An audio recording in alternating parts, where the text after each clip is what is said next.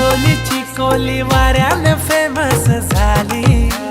पाण्यात गोड कुणा कोल्याची पोर आली वाहून माझ्या किनारी. रमे तळाशी खोल चिचा मोत्याचा मोल तिचं फसली माझ्याच जोडी. मासोली घावली झाल्यानं पोरी तुझी मासोली घावली झाल्यानं